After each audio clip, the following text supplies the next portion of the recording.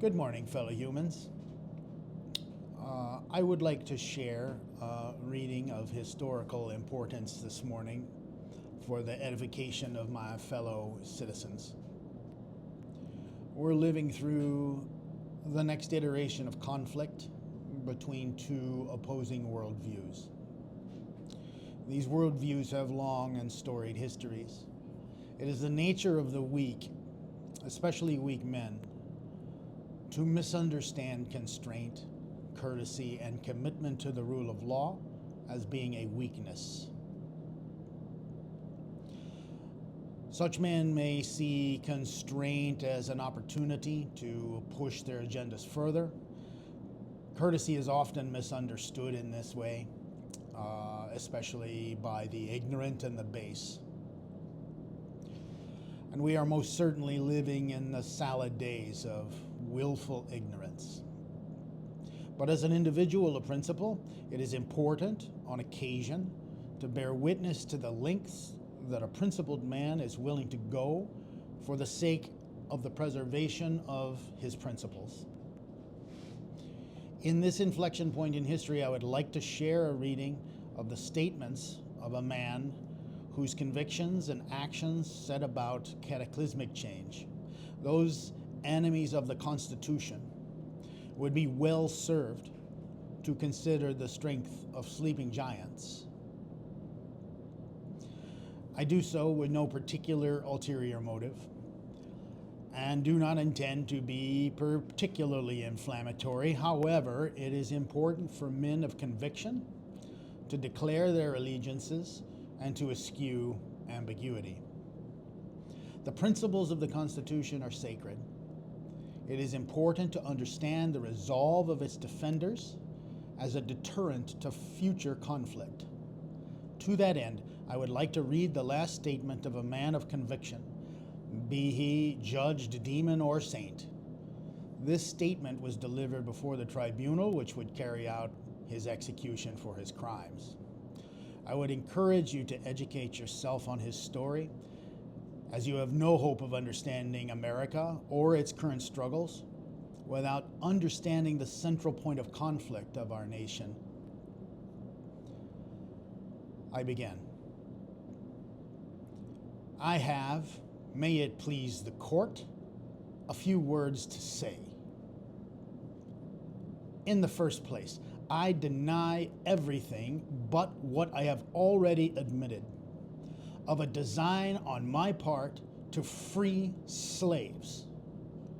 I intended certainly to have made a clean thing of that matter, as I did last winter when I went into Missouri and there took slaves without the snapping of a gun on either side, moving them through the country and finally leaving them in Canada.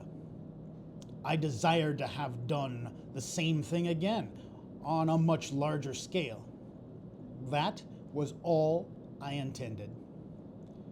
I never did intend murder or treason or the destruction of property or to excite or incite slaves to rebellion or to make insurrection. I have another objection, and that is that it is unjust that I should suffer such a penalty.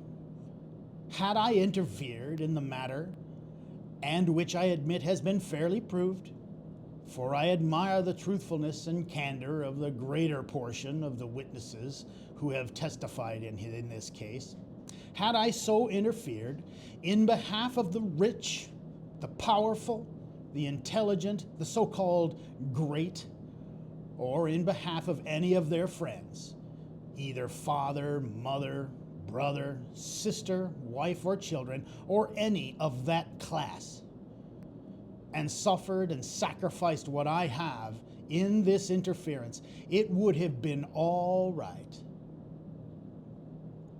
Every man in this court would have deemed it an act worthy of a reward rather than a punishment.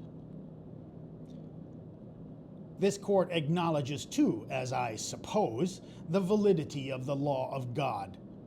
I saw a book kissed, which I suppose to be the Bible, or at least the New Testament, which teaches me that All things whatsoever I would that men should do to me, I should even so do to them. It teaches me further to remember them that are in bonds, as bound with them. I endeavor to act up to that instruction. I say I am yet too young to understand that God is any respecter of persons. I believe that to have interfered as I have done, as I have always freely admitted I have done, in behalf of his despised poor, I have done no wrong, but right. Now, if it is deemed necessary that I should forfeit my life for the furtherance of the ends of justice, and mingle my blood with the blood further with the blood of my children, and with the blood of millions in this slave country, whose rights are disregarded by wicked, cruel, and unjust enactments, I say, let it be done. Let me say one word further.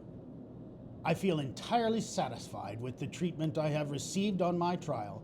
Considering all the circumstances, it has been more generous than I expected. But I feel no conscience of guilt.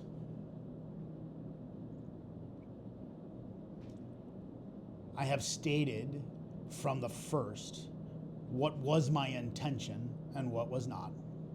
I never had any design against the liberty of any person, nor any disposition to commit treason, or excite slaves to rebel, or make any general insurrection. I never encouraged any man to do so, but always discouraged any idea of that kind. Let me say something also in regard to the statements made by some of those who were connected with me. I hear that it has been stated by some of them that I have induced them to join me, but the contrary is true. I do not say this to injure them, but as regarding their weakness. Not one but joined me of his own accord, and the greater part at their own expense. A number of them I never saw and never had a word of conversation with till the day they came to me, and that was for the purpose I have stated. Now I have done. John Brown.